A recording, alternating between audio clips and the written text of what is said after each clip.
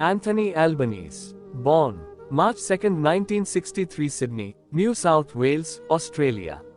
Birth name Anthony Norman Albanese. Nicknames Alboereflot. Height 5 feet 10 inches, 1.78 meters. Mini bio. Anthony Albanese was born on March 2, 1963 in Sydney, New South Wales, Australia. He was previously married to Carmel Tebbit. Family. Spouse Carmel Tebbit 2000-2019, separated, 1 child. Trivia. Deputy Prime Minister of Australia, the 26th of June 2013 to the 18th of September 2013. He is a lifelong supporter of the South Sydney Rabbitohs. Shadow Minister for Infrastructure and Transport, the 18th of October 2013 to the 30th of May 2019. Italian citizen by descent. Prime Minister of Australia, the 23rd of May 2022 present. He is the first Italian-Australian to become Prime Minister. He is the first divorcee to be appointed Prime Minister. Domestic partner of Jodie Hayden, 2021 present. He was injured in a side collision while driving in Marrickville, New South Wales, on the 8th of January 2021.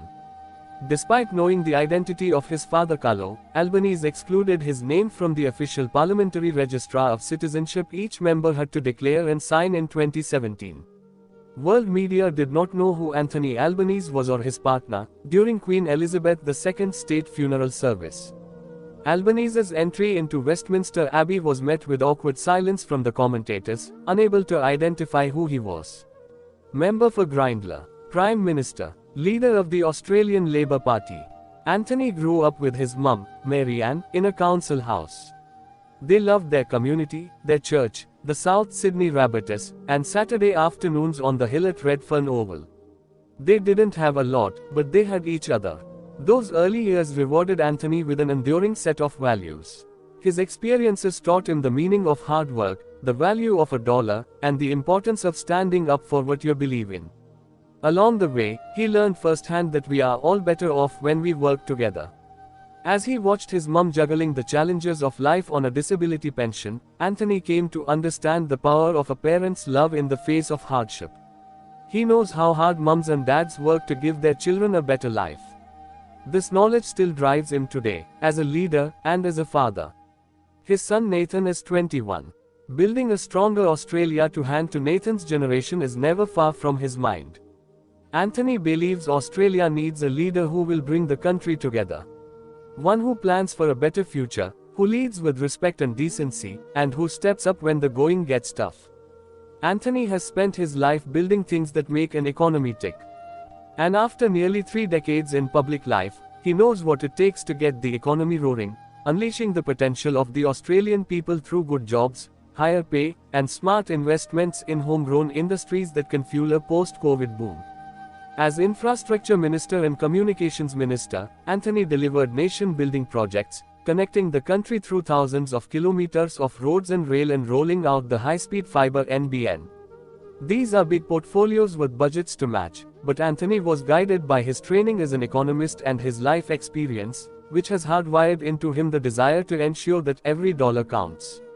Whether it's fighting for better pay and conditions for working people, strengthening Medicare, or seeing Australia through the global financial crisis, Anthony has done the hard work of ensuring that government fulfills its primary role, to improve the lives of Australians.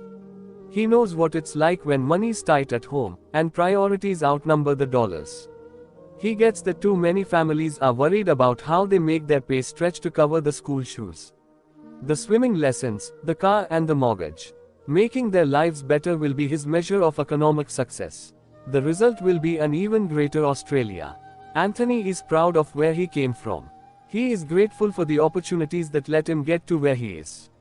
He believes every Australian should have the support they need to achieve their aspirations for a better future. He knows good government can help. It can change people's lives for the better. He's seen it, he's lived it, and it's built into the principle that guides him every day as a leader. No one held back and no one left behind. Quotes. Less cars on the road means productivity and jobs growth, as it allows for the more efficient movement of goods and services and encourages greater urban population density. It is in the national interest to have the flying kangaroo. It's in the interests of our tourism industry. It's in the interests of jobs here in Australia. If we are to celebrate the giants in Australian public life, then Robert Garran must be among them. A lawyer and passionate advocate of federation, Garran was one of several hands that drafted our constitution. The passage of time is likely to make high-speed rail more and more desirable, making it critical that politicians of today think ahead to tomorrow. Short-term thinking is the greatest enemy of good government. Whether politicians are dealing with complex policy problems or trying to communicate with the electorate, it makes sense to establish a clear, long-term narrative underpinned by forward-looking policies to deliver on its vision. True conservatives fear anything that is at odds with the status quo, even to the extent of being unable to recognize when the status quo represents injustice. And reactionary conservatives actually want to tear down the gains of the past. The very best Labour governments in our nation's history distinguished themselves by thinking big and, wherever possible, resisting the temptation to overemphasize short-term political considerations. The sporting fields where Australia's greats began their careers are built and rebuilt with Commonwealth help, as are the halls and community centres where most of our well-known stars first felt the magic of the stage. The fact is Qatar, Etihad, Emirates, Singapore, Garuda, all of the 3 Chinese airlines, Air New Zealand, the fact is that international aviation relies very much upon agreements between nation-states, and it is not an area in which you have free market operations. Politicians who lack the vision to lead the community on big issues like public transport often hide their inaction by blaming other levels of government when anyone complains. None of the serious maritime incidents I had to deal with as Transport Minister of the pristine Queensland of Western Australian coastline involved an Australian flagged and crewed vessel. High-speed rail would revolutionize interstate travel and would also be an economic game-changer for dozens of regional communities along its path. Australia has an economic interest in ensuring our cities have 21st-century urban rail transport to reduce traffic congestion. Australian seafarers make an important contribution to national security in a country with thousands of kilometers of uninhabited coastline. Labour believes in sustainability. We believe in acting on climate change, not just talking about it. Despite the enormous role that local government plays in our daily lives, the Constitution makes not one mention of it. Visiting regional Queensland in 2019, we've got to consider what the actual outcome is from any proposal, and the proposal that we immediately stop exporting coal would damage our economy and would not have any environmental benefit.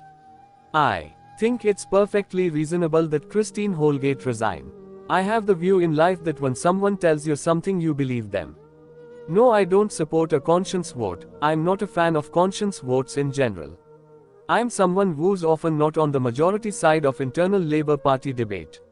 But I joined the party. If I wanted to be an independent, then I'd come here and have a crack at being the independent member for Grayndler. On Paul Keating, someone like Keating can put himself up as a possible Labour PM, but he is more comfortable mixing with millionaires and business executives than he is with working class people. The future in many ways can be here right now, be very clear, is solar panels on the roof, charging your vehicle for free overnight. That's what it looks like. It isn't sustainable for government to pay people's wages forever.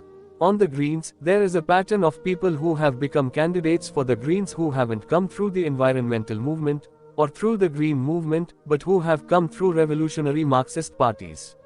This is a government that has been in decade for almost an office. On Lydia Thorpe, I hope that Lydia gets some support. I think that level of behavior is quite clearly unacceptable. These are not the actions of anyone who should be participating in society in a normal way, let alone a senator. Lydia needs to be very conscious of the way in which this behavior has been seen. They are repeat exercises now. On the Uluru Statement from the Heart in full, I haven't read it. On Chinese President Xi Jinping, we had an exchange about he spoke about the Tasmanian devils as being cute animals in Australia. I pointed out that whilst I like Tasmanian devils, they're probably not as cute as pandas. And I relayed the important discussion I think we had at a press conference yesterday, about pandas.